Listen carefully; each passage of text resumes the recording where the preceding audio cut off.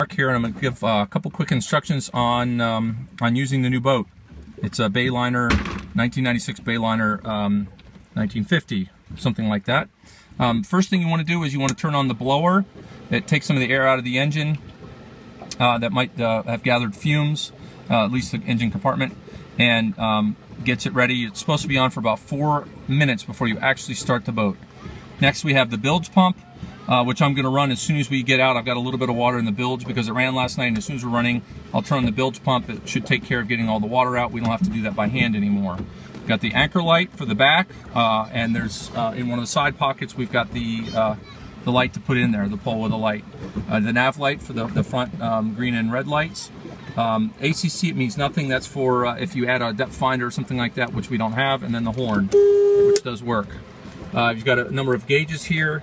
It's an it's an inboard motor, and you've got to fill up the gas. We've found that it's probably easiest and cheapest to go over to Mallett's Bay to get gas there. Right now, it's got the RPM, the tachometer, and the speedometer are not working, and hopefully get them replaced really soon.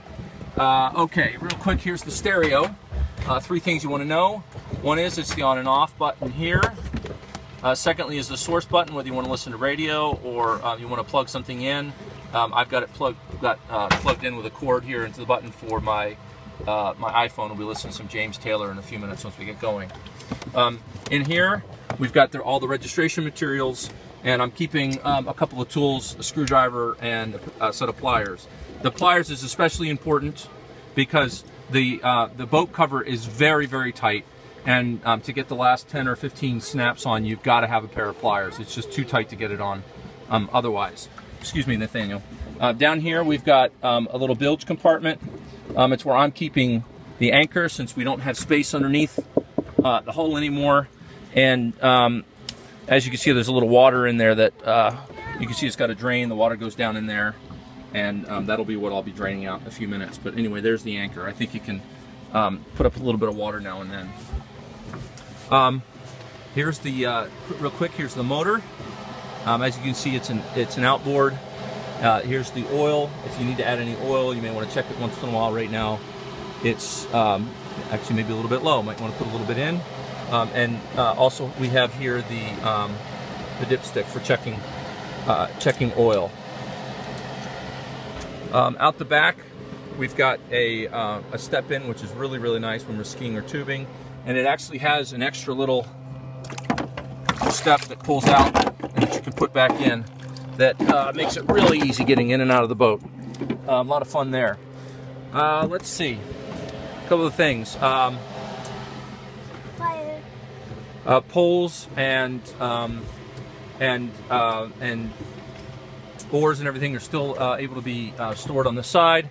All right, I've also got the cover on right now. Up here, what you do is you wrap it around it clockwise, roll it up, and then there's a cover here that you wrap around it and zip up close to get that closed if you want. All right, last thing to show you how to start this baby. It's been long enough. The first thing you want to note is that there is a kill switch right there.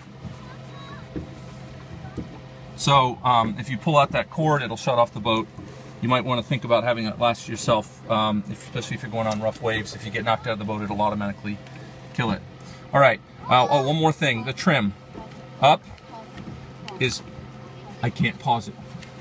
Up is always up, and down is always down. The difference is, though, this up will not bring it up all the way. So in order to get it up all the way, you actually have to hit the trailer button. That brings it all the way up. This up button here will only bring it up part of the way. Lastly, starting. What you want to do is you want to, Nathaniel, can you come and hold this? You want to hold the throttle in. Make sure you can see right here, Nathaniel. Hit this button here and squeeze it and push it forward a little bit. Okay, and then what you want to do is turn the key. It'll start up. Okay, if it's having a hard time starting up, you maybe push it forward a little bit. It revs it. It's in idle. When you're ready to drive, you pull it back into neutral. This will pop out down here, and that lets you know it's ready to go into gear. When this is in, it's kind of like a clutch. Nothing will happen, okay? All right, if you got any questions, feel free to call Doug and me, and we'll let you know. We've had a lot of fun with the boat so far. Two quick things just to keep in mind. When you're driving, one is if you're in when you go to start and put it into gear. Right now it's kind of idle high, and it will kind of give it a little jolt. We're hoping to get that fixed so it's not a problem anymore, but be attention. When you first kick it into gear, it might jolt, and so everybody needs to be sitting down. The second thing you want to keep in mind is that when it's either going slow or the engine is off, because this is an outboard, it's very hard to control in steering. So you've got to be very careful with that. So you might want to kind of run around a few practice times. So when you're kind of coming into the dock, you don't want to come too fast. Make sure that you're good and slow. All right, and don't forget to turn off the blower. Okay, thanks. Goodbye.